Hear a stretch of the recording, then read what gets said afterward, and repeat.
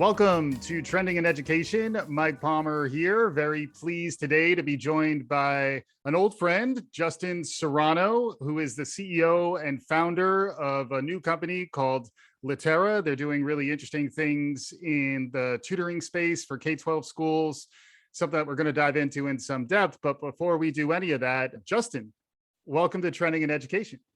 It's good to be here, Mike. It's good to see you too. Full disclosure, we worked together at Kaplan Test Prep back in the day, and we even played basketball together. Scorelords for life. Not always recognizable as basketball, but we did our best. We did our best. You've been in a bunch of interesting roles over the years, and we always begin by asking our guests for their origin story. Can you share with us what got you to this point in your professional life?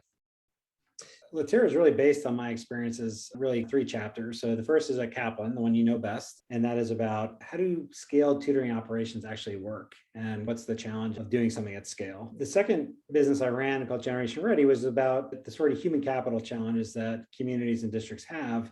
We worked in predominantly Title I school districts, a lot in New York City, a lot in the Mid-South, and really it hits you in the face that there's not a lot of humans around who can actually help improve schools or student outcomes in a traditional way.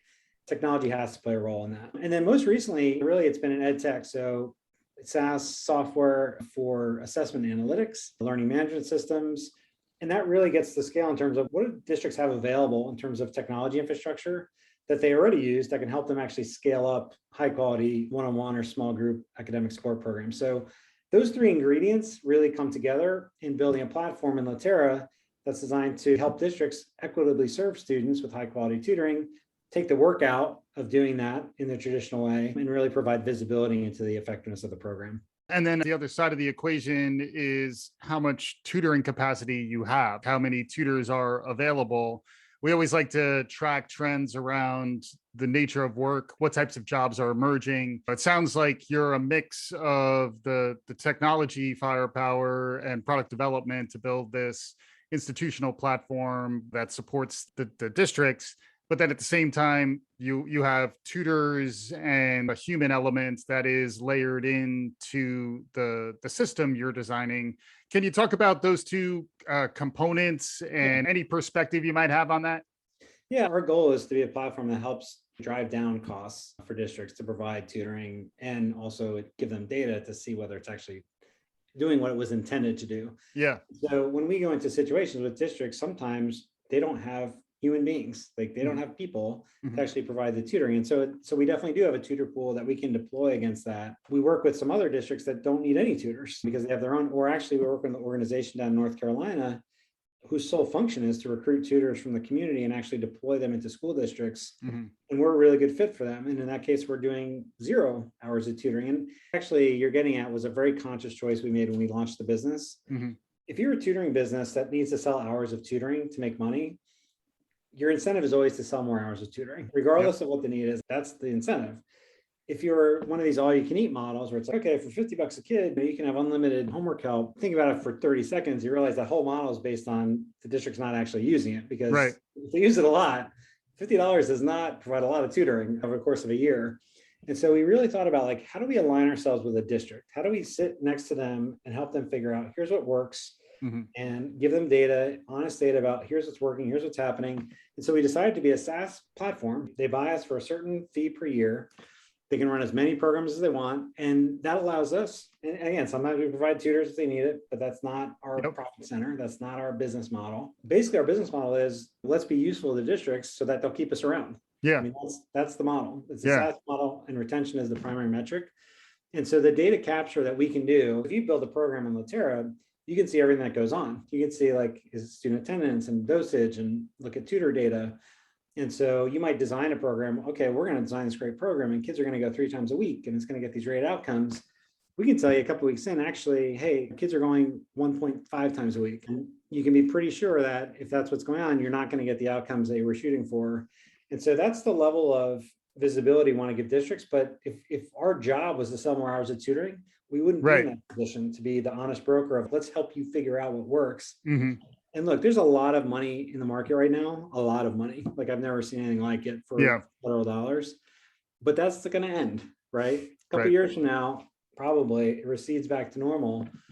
And while you can do all these things, wouldn't it be great to figure out what works, what doesn't work, and what does it cost me to execute these programs? Mhm. And that's what we're really trying to do with districts over the next couple of years is figure that out with them. Maybe they built their own capacity. Maybe they figured out, we can use paraprofessionals and get just as good results. Right, right. All those things they can figure out with Littera, and we're motivated to help them actually do that. Yeah, yeah, it makes a lot of sense. Just to catch folks up on some of the terminology in the field, you mentioned high dosage a few times. That is a new term that is emerging. I want to get your take on high dosage.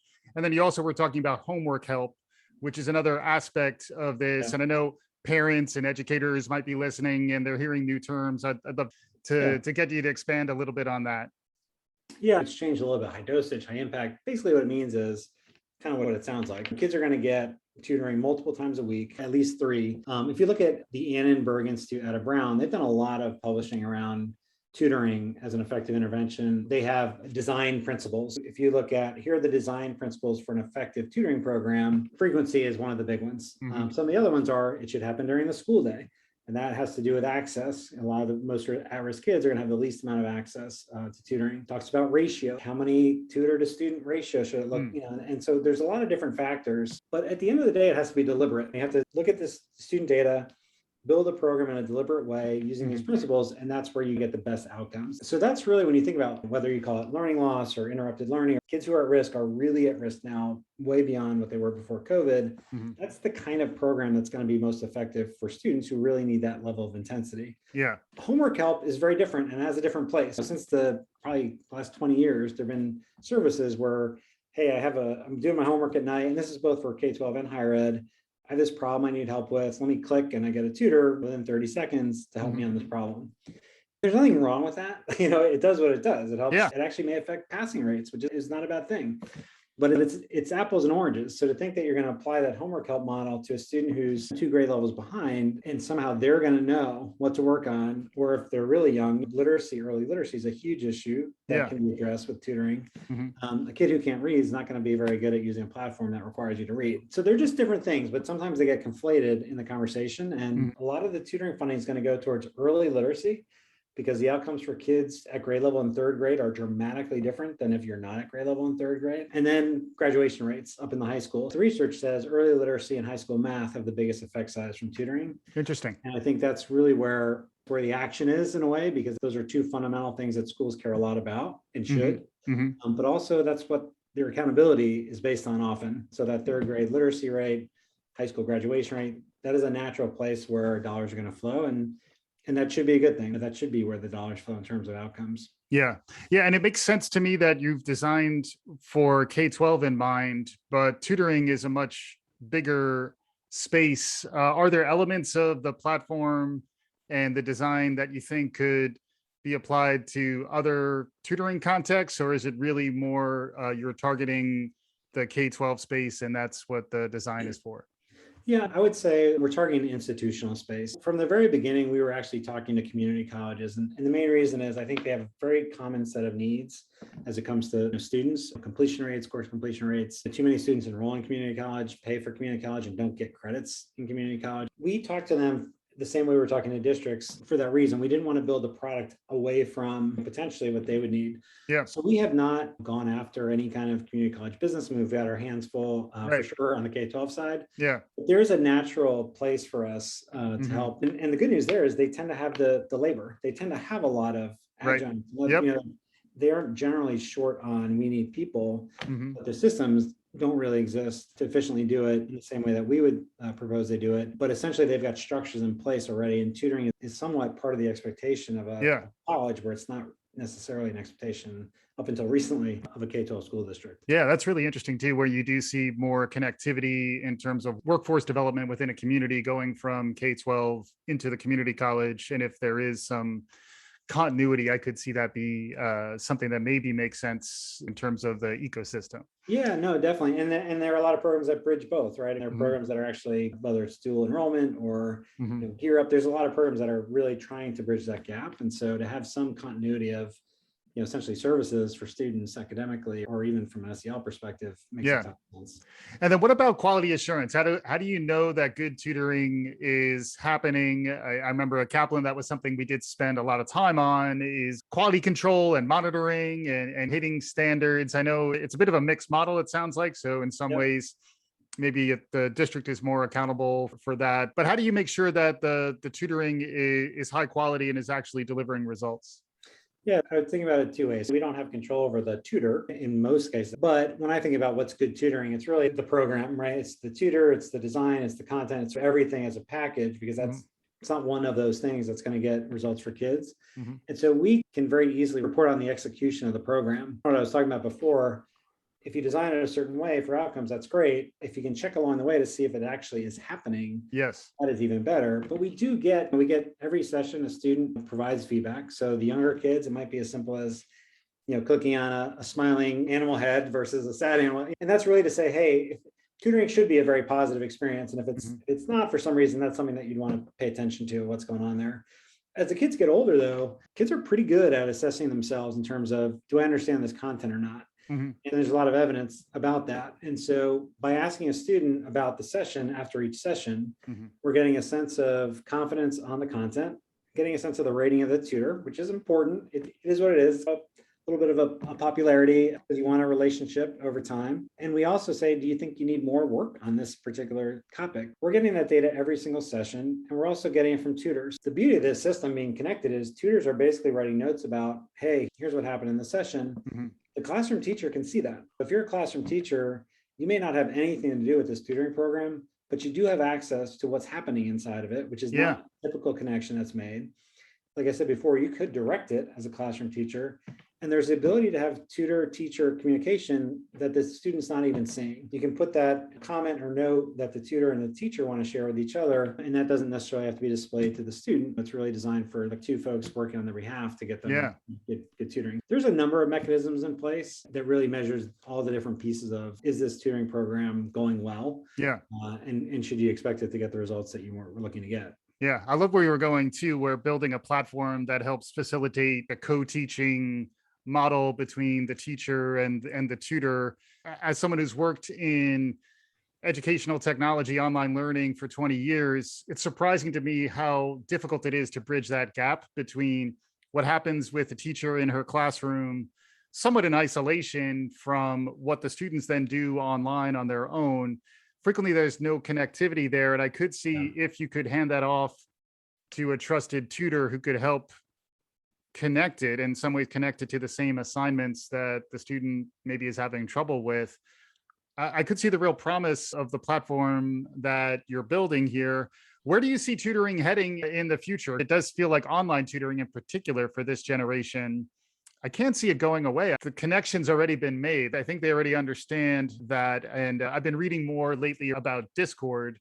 So maybe it's not always through the on camera real time connection. We're getting more into the free form phase of the conversation, adjusted. So anything you think about where the medium of tutoring is going to be heading in the near term or long term? Yeah, tutoring is a broad term. If you think about getting a student with a need to an adult qualified to help that student address the need in an environment where that's conducive, that could look a lot of different ways depending on the need. I think where tutoring is going, it's going to become part of school. It's going to be part of the expectation. I don't think that's going to go away. Now that the funding's here to make it happen, it'd be hard for me to imagine as a parent, frankly, to think that somehow my expectation is going to drop dramatically after the budget's changed. I Right. just don't think that's going to happen. Mhm. So I think you're going to see more peer-to-peer emerge. Again, already exists, but I think you're going to see more peer-to-peer. I think you're going to start to see tutoring, even if it's institutional, across district lines, because I Mhm. think the labor issue is such a big one. Where are the pool of tutors coming from that are going to do this? The other big idea, and I think it has a chance, is creating a national pool of tutors, creating a marketplace that's not owned by a company's system. I don't know what the entity is to manage Yeah. that, but it's such a need, both in terms of what a variety of students would need, but the online medium lets you do the quality control and the vetting, and Yeah. information is available, curriculum potentially through OER is available if you don't Mhm. have curriculum. It should be able to be done so transparently and inexpensively that I think that's a possibility. And I don't know how much you follow tutoring in China, but in the last couple of months, there's been a major crackdown from the Chinese government on tutoring for a variety of reasons. But what that's done is there's probably 75 to 100,000 US based tutors who suddenly got shut out of, the ESL work in China. So I don't think there's ever been a better time actually to try and, do something big in that space and try and create a big human resource available to set it up on the blockchain, Justin, and we're halfway there home, you go. right? I mean, Maybe come I on. will. Yeah. But as we're looking a little bit further out, where do you look for inspiration outside of education? Where do you see things new and emerging that help you understand any sort of vision you might want to put forward? Where do you go for inspiration? What's capturing your imagination these days? I think what the pandemic has done, for a terrible set of reasons, right? There's nothing, will we take it back if we could? Absolutely. Let's establish that. It's a terrible thing. But it has created so much innovation, not at a company level or a business level, but at a little micro level. And I think that it's just been really inspiring to see what people have figured out how to do in that kind of environment, in the service of kids, in the service of communities.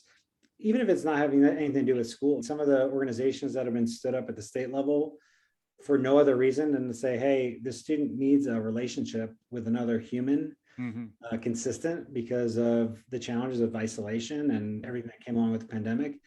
I think that as much as it's been the worst experience for the world, arguably, it also has shown some things that are fundamental kind of human capacity to do things with innovation and intuition, but also in the service of helping other strangers, people who are in your school or in your circle. And that's been inspiring. Yeah, that's great. Where's Littera heading on the access side of the equation? Tutoring historically has been pay per service. How are you thinking about access, equity, and the vision for the platform? The whole platform is based on that idea. The whole platform is based on tutoring works, tutoring is hard to do. Tutoring has not been available, especially high quality tutoring has not been available to kids who actually need it the most. And so if you're going to have an impact on that, you got to embrace the public school system. That's where those students go to school. And it's challenging, and there's institutional challenges with that and funding challenges with that. But guess what? That's where it is. And so we are very much about trying to engage with districts from a systems perspective, from a service perspective. And as I said before, sit in their shoes with them to say, how can we do this effectively at the cheapest cost possible? Because that's what sustainability is going to be about for them. And if they can build local capacity and tutoring programs are available that a paraprofessional or a parent volunteer or others can actually do effectively, and the results bear that out, then that is great news. Sometimes people conflate equity and inequality. And so to say, hey, everyone's got access to homework help 24/7, that's actually not equity at all. That's equality. Everyone has equal access. What we're talking about is it's going to happen in school. It's going to be purposeful and intentional, and it's going to be targeted at the students who actually need more help than everybody else needs to get to the place they need to get to. And I think public schools are built for that. There are lots of challenges in the execution side, but there has been a lot of innovation on how to actually make that possible. And I think people with a great vision for what it should be like bogged down in the actual work that you and I are very familiar with to bring that to fruition. And that's really the problem we're tackling. And we are fundamentally about trying to create high quality tutoring for kids who need it the most. And that, to me, is by definition, equity.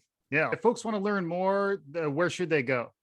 LitteraEducation.com is our website. And you can also follow us on Twitter. I'm very facile with LinkedIn, even though that is not where any of our customers go. But yeah. Awesome. Justin Serrano, the CEO and founder of Littera, also a quality small forward for the Kaplan Scorelords. Justin, thanks so much for joining. That's generous, but thank you. And for our listeners, we'll be back again soon. If you like what you're hearing, tell a friend, write us a review. This is Trending in Education.